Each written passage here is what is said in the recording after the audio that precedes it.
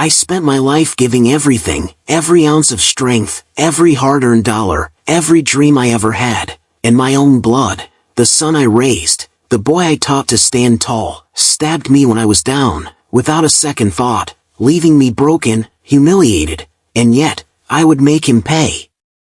My name is Franklin Harris, 65 years old. I'm a retired small-town shop owner in Cedar Ridge, a place where everyone knows your name, and everyone knows your story. I wake up every morning before dawn, the smell of coffee mingling with the chill of the Midwestern air as it slips through the cracks in my old porch, the creak of my swing beneath me, the worn photographs on the mantle. They're all reminders of a life built with grit, sacrifice, and quiet dreams. I spent decades working long hours, making sure my family never went without. I believed loyalty and integrity were everything, but over the last few months, a gnawing unease settled in my chest. Little signs, a letter from the bank I hadn't requested, a phone call left unanswered, whispered that something was wrong, and I feared, deep down, that it would come from the one person I trusted most, my son. Daniel Harris, my son, 35, full of entitlement, convinced that life owed him more than it owed me. I remember the first time he said it outright, his words dripping with condescension. "Dad, you're too old to understand. Just let it go." He never saw the late nights I spent keeping the shop running, the winters I worked double shifts just to cover his tuition, the nights I nursed his mother through her illness while he slept peacefully upstairs. Every sacrifice, every dollar, every ounce of my health, dismissed as if it were nothing.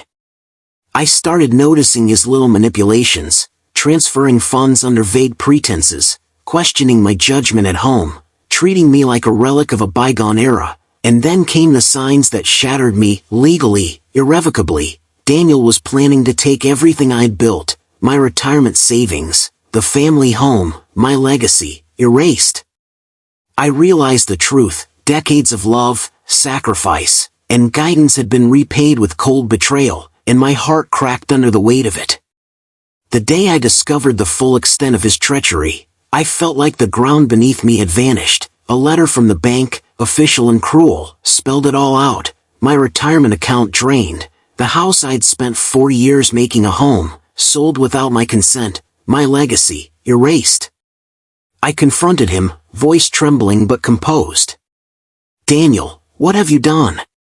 He shrugged, barely looking at me, a sneer playing on his lips. "It's just money, Dad. Honestly, you wouldn't get it." I wanted to scream, to grab him, to demand justice on the spot, but I didn't, I couldn't, that was not my way. Instead, I swallowed the pain, held back my tears, and let the weight of his betrayal settle into a cold, burning clarity. I spent the next weeks in quiet, meticulous planning, no rash decisions, no shouting matches, only patience, observation, and strategy. Every evening, I sat on my porch with my legal documents, my notes, and a heart hardened by grief but guided by years of wisdom. I reached out to old friends, people who knew Daniel's arrogance, people who respected me. I gathered evidence quietly, financial statements, contracts, witnesses. Every small step was deliberate. I let Daniel grow more reckless, more confident in his sense of invulnerability, while I built the framework for his downfall. Every move I made was calculated, every delay purposeful. My revenge would not be a moment of anger, it would be a testament to dignity, experience, and the quiet, unstoppable power of truth. Daniel's cracks began to show almost immediately. Calls he ignored became desperate. Texts from him arrived at all hours, frantic and pleading. He tried to cover tracks, bribe friends, and hide evidence, but every action only dug him deeper.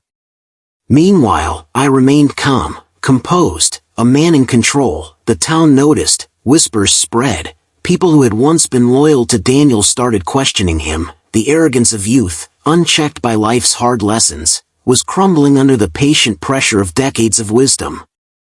The revelation came at the Cedar Ridge Town Hall, during the retirement party of a community figure who had always supported me. I stood, documents in hand, and laid out Daniel's betrayal for all to see. Financial transfers, fraudulent signatures, lies he had told the town, it all fell into place.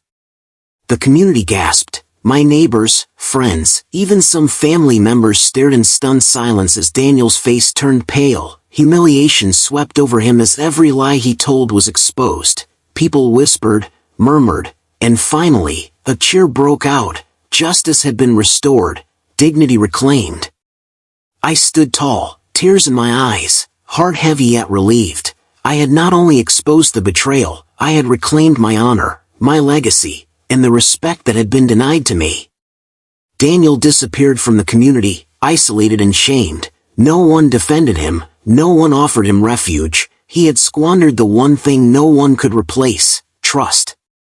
I returned to my porch, the sun setting over Cedar Ridge, casting golden light on the worn swing in old photographs. I reflected on decades of life, the value of loyalty, the power of patience, and the quiet strength of integrity. Betrayal may wound deeply, but resilience and dignity can restore the soul. To anyone listening, remember, life will test you, sometimes through the ones you love most. Betrayal may hurt, but measured patience, wisdom, and integrity allow justice to come, even late in life. I survived heartbreak, I reclaimed my legacy, and now, I invite you to reflect, share, and cherish the strength of the life you've built. If this story moved you, leave a comment below. I want to hear your experiences, and if you value true storytelling, subscribe and join our community, because no matter the age, dignity, resilience, and the triumph of truth always matter.